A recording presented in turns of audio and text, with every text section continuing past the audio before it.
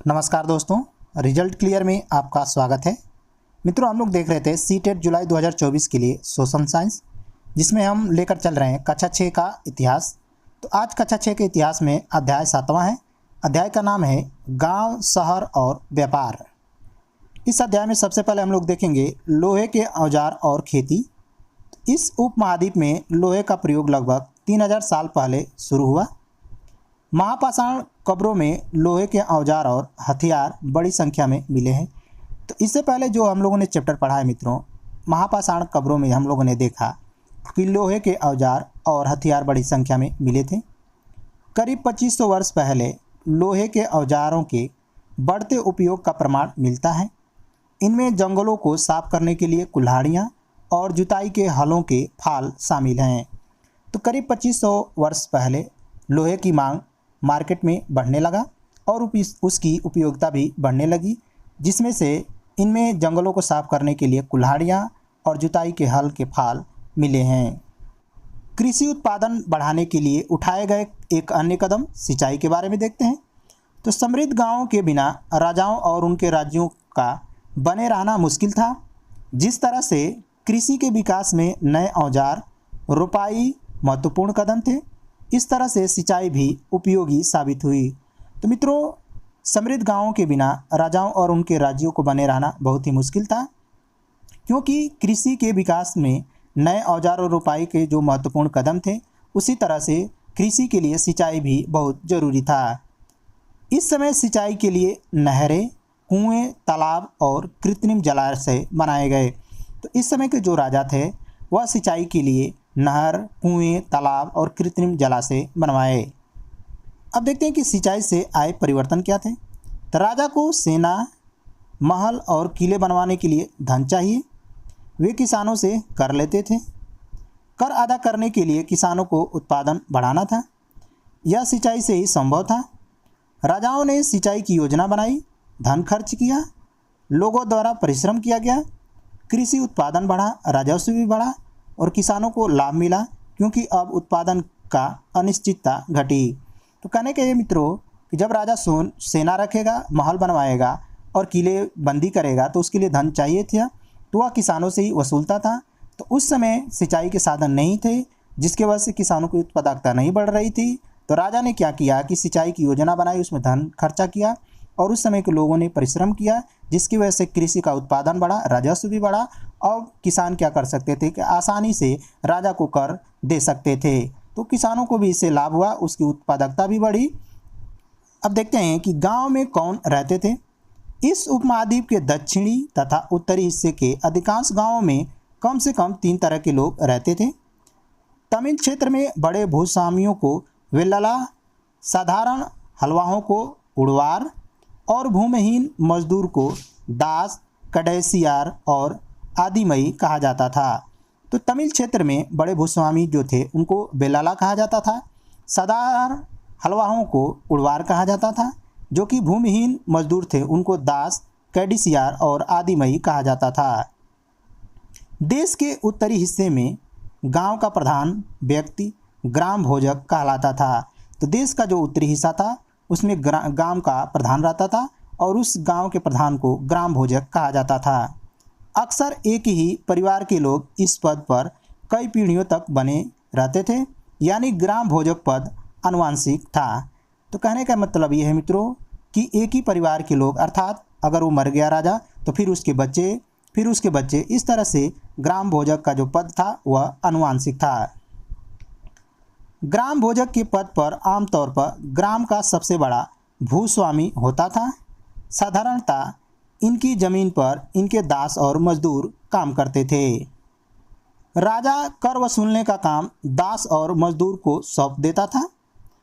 दास और मजदूर न्यायाधीश का और कभी कभी पुलिस का काम भी करते थे। तो जो उस समय ग्राम भोजक थे वह राजा के रूप में हुआ करते थे। राजा कर वसूलने का काम दास और मजदूर को सौंप देते थे। ये दास कभी कभी न्यायाधीश और कभी कभी पुलिस का काम भी करते थे। ग्राम भोजकों के अलावा अन्य स्वतंत्र कृषक भी होते थे, जिन्हें गृहपति कहते थे। इनमें ज़्यादातर छोटे किसान होते थे। कुछ ऐसी स्त्री पुरुष थे जिनके पास अपनी ज़मीन नहीं होती थी। इनमें दास कर्मकार आते थे जिन्हें दूसरों की ज़मीन पर काम करके अपनी जीविका चलानी होती थी। तो कुछ ऐसे स्त्री पुरुष भी थे जिनके पास अपनी ज़मीन नहीं होती थी, तो ऐसे लोगों को दास और कर्मकार कहा जाता था। ये दूसरों की ज़मीन पर काम करके अपनी जीविका चलाते थे। अधिकांश गांव में लोहार, कुम्हार, बढ़ई तथा बुनकर जैसे कुछ शिल्पकार भी होते थे। अगला देखते हैं नगर के बारे में। अक्सर नगर कई कारणों से महत्वपूर्ण हो जाते थे, जैसे कि मथुरा नगर। अब मथुरा नगर के बारे में देखते हैं। मथुरा 2500 साल से भी ज़्यादा समय से महत्वपूर्ण नगर रहा है, क्योंकि यह यातायात और व्यापार के दो मुख्य रास्तों पर स्थित था। तो मथुरा 2500 सालों से भी ज़्यादा समय तक महत्वपूर्ण रहा, इसलिए कि यह यातायात और व्यापार दो मुख्य रास्तों पर स्थित था। इनमें से एक रास्ता उत्तर पश्चिम से पूर्व की ओर जाता था, दूसरा उत्तर से दक्षिण की ओर जाने वाला था। शहर के चारों ओर किलाबंदी थी। इनमें से अनेक मंदिर थे। आसपास के किसान तथा पशुपालक शहर में रहने वालों के लिए भोजन जुटाते थे। मथुरा महत्वपूर्ण मूर्तियां बनाने का केंद्र था।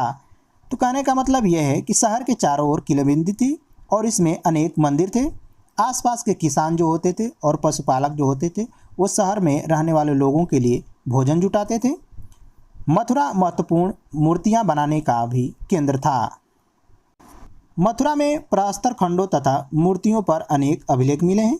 ये संक्षिप्त अभिलेख हैं जो स्त्री तथा पुरुषों द्वारा मठों या मंदिरों को दिए जाने वाले दान का उल्लेख करते हैं। प्रायः शहर के राजा, रानी, अधिकारी, व्यापारी तथा शिल्पकार इस प्रकार के दान करते थे। मथुरा के अभिलेख में सुनारों, लोहार, बुनकरों, टोकरी बनाने वालों, माला बनाने वालों के उल्लेख मिलते हैं। अब देखते हैं शिल्प तथा शिल्पकार के बारे में। पुरास्थलों से शिल्पों के नमूने मिले हैं। इनमें मिट्टी के बहुत ही पतले और सुंदर बर्तन मिले हैं, जिन्हें उत्तरी काले चमकीले पात्र कहा जाता है, क्योंकि यह ज़्यादातर उपमहाद्वीप के उत्तरी भाग में मिले हैं। उत्तरी काले चमकीले पात्र के बारे में देखते हैं। यह एक कठोर चाक निर्मित धातु की तरह दिखने वाला तथा चमकदार काली सतह वाले पात्र हैं। इसे बनाने के लिए कुम्हार मिट्टी के बर्तनों को भट्टों पर उच्च ताप पर रखते थे, जिसके परिणाम स्वरूप बर्तनों की बाहरी सतह काली हो जाती थी। इन पर एक पतली काली ले लगाई जाती थी, जो इन बर्तनों को शीशे जैसे चमक प्रदान करती थी। उत्तर में वाराणसी, दक्षिण में मदुरै कपड़े उत्पादन के लिए प्रसिद्ध थे। यहाँ स्त्री पुरुष दोनों काम करते थे। तो मित्रों ध्यान में रखेंगे, सीटेट में यहाँ से बहुत बार प्रश्न आए हैं। अनेक शिल्पकार तथा व्यापारी अपने अपने संघ बनाने लगे, जिन्हें श्रेणी कहते थे। तो उत्तर में जो वाराणसी था और दक्षिण में जो मदुरै था वो कपड़े उत्पादन के लिए प्रसिद्ध था। यहाँ पर स्त्री और पुरुष दोनों काम करते थे। अनेक शिल्पकार तथा व्यापारी अपने अपने संघ बनाने लगे थे, जिन्हें हम श्रेणी कहते थे। शिल्पकारों की श्रेणियाँ का काम प्रशिक्षण देना, कच्चा माल उपलब्ध कराना तथा तैयार माल का वितरण करना था। तो जो शिल्पकार थे उनकी श्रेणियों का जो काम था वो प्रशिक्षण देना था, कच्चे माल को लेकर आते थे और तैयार माल को लेकर के जाते थे। व्यापारियों की श्रेणियां व्यापार का संचालन करती थी। श्रेणियां बैंकों के रूप में काम करती थी, जहां लोग पैसा जमा करते थे। इस धन का निवेश लाभ के लिए किया जाता था। उससे मिले लाभ का कुछ हिस्सा जमा करने वालों को लौटा दिया जाता था या फिर मठ आदि धार्मिक संस्थानों को दिया जाता था। अब देखते हैं सूत कातने और बुनने के क्या नियम थे। तो ये नियम अर्थशास्त्र के हैं। इसमें वर्णन किया गया है कि किस प्रकार एक विशेष पदाधिकारी की देखरेख में कारखानों में सूत की कताई और बुनाई की जाती थी। ऊन, पेड़ों की छाल, पटसन, कपास तथा सन को तैयार करने के काम में विधवाओं, सक्षम और अक्षम महिलाओं, भिक्षुणियों, वृद्धा वेश्याओं, राजा की अवकाश प्राप्त दासियों और सेविकाओं को लगाया जाता था। जिन महिलाओं को अनुमति नहीं है वे अपने दासियों को भेजकर कच्चा माल मंगवा सकती हैं और फिर तैयार माल उन्हें भिजवा सकती हैं। वे औरतें जो कारखाने तक जा सकती थी उन्हें अपना माल कारखाने तक तड़के ले जाना पड़ता था या जहां पारिश्रमिक मिलता था। तो मित्रों, ऊन से, पेड़ की छाल से, पटसन से, कपास से और सन को तैयार करने में विधवाओं को, सक्षम और अक्षम महिलाओं को, भिक्षुणियों को, वृद्धा वेश्याओं तथा राजा की अवकाश प्राप्त दासियों को और सेविकाओं को लगाया जाता था। ऐसी महिलाएं जिनको अनुमति नहीं था कारखाने तक जाने के लिए, वे अपनी दासियों को भेजकर भी कच्चा माल मंगवा सकती थी और जैसे ही माल तैयार हो जाता था तो उन दासियों के माध्यम से भी वह माल भिजवा सकती थी। वे औरतें जो कारखाने तक जा सकती थी उन्हें अपना माल कारखाने तक तड़के लेकर के जाना होता था और वहीं पे उसका पारिश्रमिक मिलता था। इस समय माल को अच्छी तरह से जांच करने के लिए रोशनी होती थी। अगर निरीक्षक उस औरत की ओर देखता है या इधर उधर की बातें करता है तो उसे सज़ा मिलनी चाहिए। तो ऐसा अर्थशास्त्र में उल्लेख किया गया है कि जो औरत माल लेकर के जाती थी तो उसका जांच होता था। अगर निरीक्षक उस औरत को देखता है या इधर उधर की बातें करता है तो उसको सज़ा दी जाती थी। अगर औरत ने अपना काम पूरा नहीं किया है तो उसे जुर्माना देना होगा। इसके लिए उसका अंगूठा भी काटा जा सकता है। अब देखते हैं मित्रों सिक्कों के बारे में। पुरातत्वविदों को इस युग के हजारों सिक्के मिले हैं। सबसे पुराने सिक्के आहत सिक्के हैं जो करीब 500 वर्षों तक चले। चांदी या तांबे के सिक्कों पर विभिन्न आकृतियों को आहत कर बनाए जाने के कारण इन्हें आहत सिक्के कहा गया। तो मित्रों ध्यान में रखेंगे कि सबसे पुराना सिक्का हमारा आहत सिक्का है जो करीब 500 वर्षों तक चला। ये चांदी या तांबे के सिक्कों पर विभिन्न आकृतियों को चोट पहुंचा करके बनाया जाता था, इसलिए इसको आहत सिक्का कहा गया। आहत सिक्के सामान्यतः आयताकार और कभी कभी वर्गाकार या गोलाकार होते थे। यह या तो धातु की चादर को काटकर या धातु के चपटे गोलिकाओं से बनाए जाते थे। इन सिक्कों पर कुछ लिखा हुआ नहीं था बल्कि इन पर कुछ चिन्ह ठप्पे से बनाए जाते थे। अब देखते हैं अरिकामेडु के बारे में जो पुदुचेरी में है। लगभग 2200 से 1900 साल पहले अरिकामेडु एक पतन था। यहाँ दूर दूर से आए जहाज़ों से सामान उतारे जाते थे। यहाँ ईंटों से बना हुआ एक ढांचा मिला है जो संभवतः गोदाम रहा होगा। यहाँ भूमध्य सागरीय क्षेत्र के उम्फेरा जैसे पात्र मिले हैं। इनमें शराब या तेल जैसे तरल पदार्थ रखे जा सकते थे। यहाँ से एरेटाइन जैसे मुहर लगे लाल चमकदार बर्तन भी मिले हैं। इन्हें इटली के एक शहर के नाम पर एरेटाइन पात्र के नाम से जाना जाता है। इस मुहर लगे सांचे पर गीली चिकनी मिट्टी को दबाकर बनाया जाता था।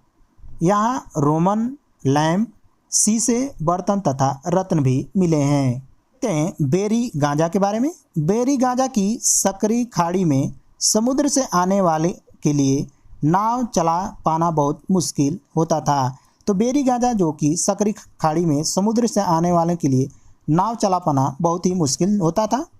राजा के द्वारा नियुक्त कुशल और अनुभवी स्थानीय मछुआरे ही यहाँ जहाज ला सकते थे। बेरी गांजा में शराब, तांबा, टीन, शीशा, मूंगा, पुखराज, कपड़े, सोने और चांदी के सिक्के का आयात होता था। हिमालय की जड़ी बूटियाँ, हाथी के दांत, गोमेद, सूती कपड़ा, रेशम तथा इत्र यहाँ से निर्यात किया जाते थे। राजा के लिए व्यापारी विशेष उपहार लाते थे। इनमें चांदी के बर्तन, गायक किशोर, सुंदर औरतें, अच्छी शराब तथा उत्कृष्ट महीन कपड़े शामिल थे। अब देखते हैं व्यापार और व्यापारी के बारे में। दक्षिण भारत सोना, मसाले, खास तौर पर काली मिर्च तथा कीमती पत्थरों के लिए प्रसिद्ध था। तो मित्रों दक्षिण जो भारत था वह सोने के लिए, मसाले के लिए और काली मिर्च के लिए तथा कीमती पत्थरों के लिए प्रसिद्ध था। काली मिर्च की मांग रोमन साम्राज्य में इतनी थी कि इसे काले सोने के नाम से भी बुलाते थे। तो मित्रों रोमन साम्राज्य में काली मिर्च की मांग बहुत ज़्यादा थी, इसलिए इसे काला सोना भी कहा जाता था। व्यापारी इन सामानों को समुद्री जहाज़ों और सड़कों के रास्ते रोमन पहुंचाते थे। दक्षिण भारत में अनेक रोमन सिक्के मिले हैं। इससे अंदाज़ा लगाया जाता है कि उन दिनों रोमन के साथ बहुत अच्छा व्यापार चल रहा था। अब देखते हैं मित्रों पुहार पतन के बारे में। व्यापार के प्रमाण हमें संगम कविताओं से मिलता है। पूर्वी समुद्र तट पर स्थित पुहार पतन पर लाए जाने वाले माल का वर्णन मिलता है। तो ये कविताएं हैं मित्रों, उसके बारे में देखते हैं। समुद्री जहाज पर लाए गए तेज तर्राक घोड़े, गाड़ियों पर काली मिर्च की गठरियाँ, हिमालय से मिले रत्न और सोना, दक्षिण की पहाड़ियों से चंदन और लकड़ियाँ, दक्षिण सागर के मोती और पूर्वी सागर के मूंगे, गंगा और कावेरी के फसलें, श्रीलंका से आए खाद्यान्न और म्यांमार के बने मिट्टी के बर्तन आयात किए जाते थे। अगला पॉइंट देखते हैं, समुद्र तटों से लगे राज्य। इस उपमहाद्वीप के दक्षिण भाग में बड़ा तटीय प्रदेश है। इनमें बहुत से पहाड़, पठार और नदी के मैदान हैं। नदियों के मैदानी इलाकों में कावेरी का मैदान सबसे उपजाऊ है। संगम कविताओं में मुवेनदार की चर्चा मिलती है, जिसका अर्थ तीन मुखिया होता है। इनका प्रयोग तीन शासक परिवारों के मुखियाओं के लिए किया जाता था। ये शासक चोल, चेर तथा पांड्य थे, जो करीब 2300 साल पहले दक्षिण भारत में काफ़ी शक्तिशाली माने जाते थे। यह तीनों मुखियाओं के अपने अपने दो सत्ता केंद्र थे। इनमें से एक तटीय हिस्से में और दूसरा अंदरूनी हिस्से में था। तो मित्रों, जो ये चेर, चोर और पांड्य थे, इन तीन मुखियाओं के अपने अपने दो सत्ता केंद्र थे। एक तो था जो तटीय हिस्से पर था और दूसरा जो अंदरूनी हिस्से में था। इस तरह से कुल मिलाकर के 6 केंद्र हो जाते थे। तो इनमें से 2 महत्वपूर्ण केंद्र थे। एक चोलों का पतन पुहार या कावेरीपट्टनम और दूसरा पांड्यों की राजधानी मदुरै। यह मुखिया लोग नियमित कर के बजाय उपहार मांगते थे। कभी कभी ये सैनिक अभियानों पर भी निकल पड़ते थे और आसपास के इलाके से शुल्क वसूल कर लाते थे। इनमें से वे कुछ धन अपने पास रखते थे, बाकी अपने समर्थकों, नाते रिश्तेदारों तथा सिपाहियों, कवियों के बीच बांट देते थे। संगम काल के लगभग 200 वर्षों बाद सातवाहन नामक राजवंश का प्रभाव बढ़ गया। सातवाहनों का सबसे प्रमुख राजा गौतमी पुत्र श्री सातकर्णी था। अगला पॉइंट देखते हैं, रेशम मार्ग और कुषाण शासक। सिल्क रूट पर नियंत्रण रखने वाले शासकों में सबसे प्रसिद्ध कुषाण थे। करीब 200 साल पहले मध्य एशिया तथा पश्चिम उत्तर भारत पर इनका शासन था। पेशावर, मथुरा इनके प्रमुख शक्तिशाली केंद्र थे। तक्षशिला भी उनके ही राज्य का हिस्सा था। इनके शासनकाल में सिल्क रूट की एक शाखा मध्य एशिया से होकर सिंधु नदी के मुहाने के पत्तनों तक जाती थी। फिर यहाँ से जहाज़ों द्वारा रेशम पश्चिम की ओर रोमन साम्राज्य तक पहुँचाया जाता था। तो ये तो मित्रों थे आज के इतिहास। मिलते हैं अगले वीडियो में, तब तक के लिए नमस्कार।